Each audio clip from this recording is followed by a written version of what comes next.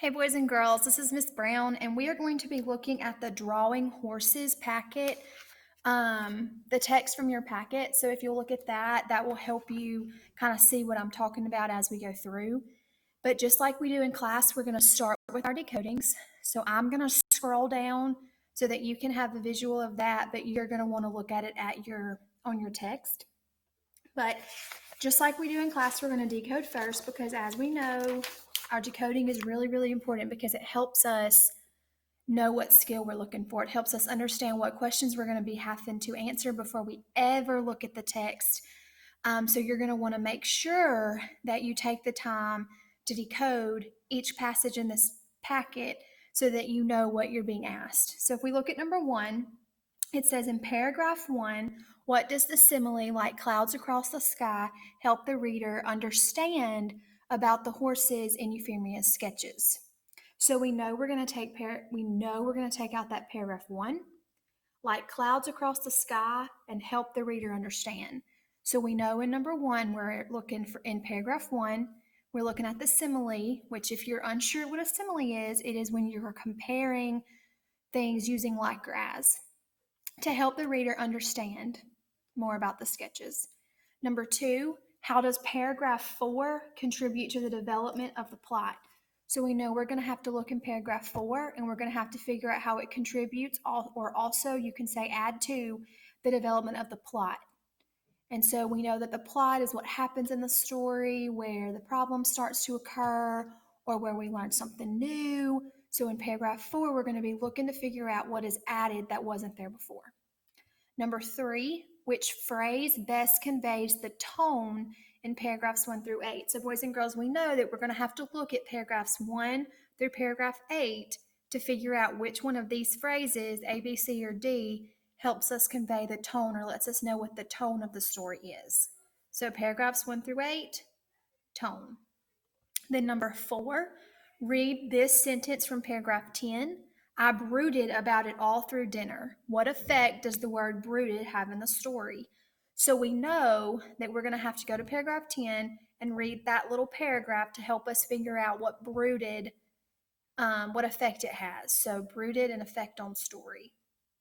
And then number 5, how does paragraph 11 help convey the theme of the story? So you're going to take paragraph 11 and you can draw an arrow or whatever you do to connect the idea, but paragraph 11 convey the theme. Then number 6, which sentence best explains why Marissa's final horse drawing was different than her 13 first tries? So what was different between her first and final drawing? That's what you need to figure out in A, B, and C, which one explains what happened between her first drawings and her last one. And then number 7, how does Marissa change while watching her neighbor's horses? So what happens in between the start to the end when she was watching her neighbor's horses? Okay, so now we're going to go back up to the text. Drawing horses. And as you can see, when I was scrolling, I kind of already showed you, but there is a key to where if you get stuck on a question or when you finish, you can go and look at that key to figure out what the answers are to these questions. And it's that way for every text in the packet. Okay, so drawing horses. Now we're going to read, and I'm going to kind of talk you through my annotations as we read. I'd give anything to draw horses the way E. Tucker does. She draws them in the margins of spelling tests and on the back of her math homework. They're always running wild and free, their manes swirling over the paper like clouds across the sky.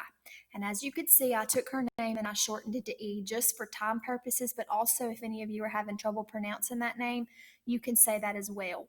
But we know we have a question about they're always running wild and free, their manes swirling over the paper like clouds across the sky. And to me, when I was looking at this, I wrote down beside that part that it kind of feels like they're moving. You can kind of see my notes of how I wrote out, and I want to see you do this as well.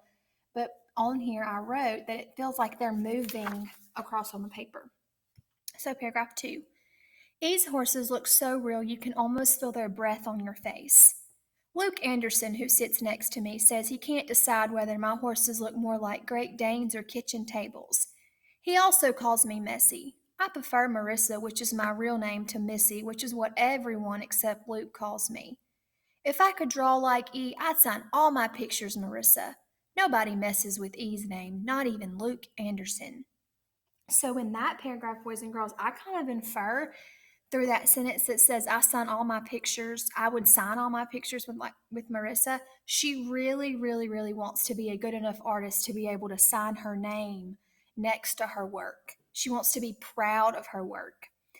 And so we're going to go to paragraph 4. Now, if you remember, we have a question about this and how it leads to the development of the plot. Today I sharpened my pencil and took a clean sheet of paper out of my desk. Then I closed my eyes and pictured one of E's perfect horses rearing up and pawing the air with its sharp hooves. I could see it so clearly I was sure I'd be able to draw it this time. So to me, on my paper, boys and girls, I talked about how she was excited to try again. She was wanting to try again. She said she was sure that she'd be able to draw it this time. It was kind of like she was hopeful. She had faith and hope that it would happen. So let's go to 5. I started with what I do best, a big billowing mane. Next, I roughed in most of the body and drew a long tail steaming out behind. It really wasn't turning out half bad until I got to the front legs pawing the air part, which looked more like 2 macaroni noodles with tiny marshmallows for hooves. I tried again, but the hooves still didn't seem right, and rather than doing them over and over, I erased them and went on to the head. That was when I really ran into trouble. First, I drew some donkey ears, followed by sheep ears, pig ears, kangaroo ears, everything except horse ears. I erased again and again until I had rubbed a hole in the paper. That was when Luke Anderson poked his nose over my shoulder. I scratched a big X through my earless macaroni legged horse, wadded it up into a little ball, and stuffed it under the lid of my desk. So, on my paper, boys and girls, beside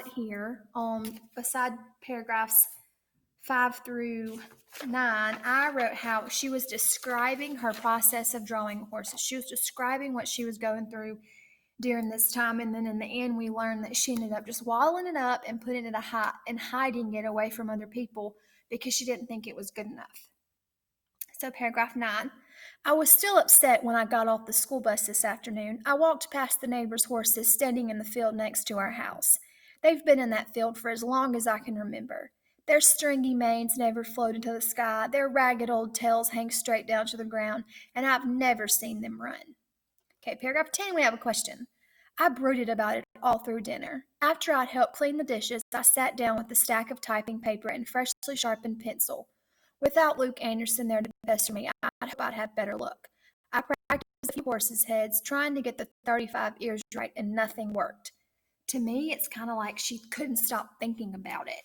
She says, I brooded about it all through dinner. So to me, it was like it was worrying her, and she kept trying to figure out what she could do. I tossed all the sketches into the trash can and walked outside. The sun had just sunk below the horizon, feathering the whole sky with pink and orange wisp. Everything looked special in that light, even the scraggly horses next door. I dragged a long chair over to the fence and sat down to take a better look at them. They'd never be free spirits like E's horses, but they did seem patient and strong. I noticed the curves of their muscles, the shadows on their faces, the shine along their backs. Their colors reminded me of dessert. Rich chocolate, deep cinnamon, and creamy caramel. I was just sitting there, feeling kind of dazzled by the unexpected beauty of it all, when I remembered the big box of pastels my grandmother had sent. An idea began to shape in my mind, and just then the cinnamon horse turned its head toward me and nodded 3 times. It was like a sign. So I kind of feel like, boys and girls, in those paragraphs, it's showing us that she started to see things in a different way. So I hurried into the house, grabbed the pastels and some paper, and raced for the door. I chose a deep brown, pulling it across my paper in the shape of the chocolate horse. It comes out right the first time, even the legs and ears. Drawing horses is easier than they're right in front of you, and I'll say this for the ones next door. They hold their poses. The sky is turning out just as I'd hoped to, all the pinks and reds blending together like a strawberry parfait, and I love the way the caramel horse's mane is blowing just barely in the wind. It doesn't look exactly like one of these horses, of course, but I already know that when this drawing is finished, I'll be signing it Marissa. So, boys and girls, she realized that she needed to see the horses right in front of her to visually be able to draw them. And when she was able to look at them right in front of her, she could draw it so good that she was able to sign her name. And she realized that it's okay to be different. It's okay to not be exactly like other people. You just need to keep working and find what works best for you, whether you're a visual learner or whatever kind of learner that you are, find the way that works best for you and run with it. So now we're going to answer 2 questions. We're going to look at 1 and 2, and then 3 through 7 you're going to do on your own. So in paragraph 1, what does the simile like clouds across the sky help the reader understand about the horses in these sketches? Now, if I go back in the text and I look at paragraph 1, remember I made a note here where it says the paper like clouds across the sky, where it seemed like the horses were moving. So if I look, they weren't drawn sloppily, they weren't really tangled up with each other, and they weren't looking like they were trotting through fog. So it's B, and I can remember that I made that note in my head on my paper. So number 2, how does paragraph 4 contribute to the development of the plot? If we go to paragraph 4 and we look back at it, remember she was talking about how she took a clean sheet of paper out and she was just going to picture her in her head and she was going to draw it. And she couldn't wait to do it. Well, to me, boys and girls, if we look back at number 2, to me, that emphasizes Marissa's hopefulness because the problem was already presented.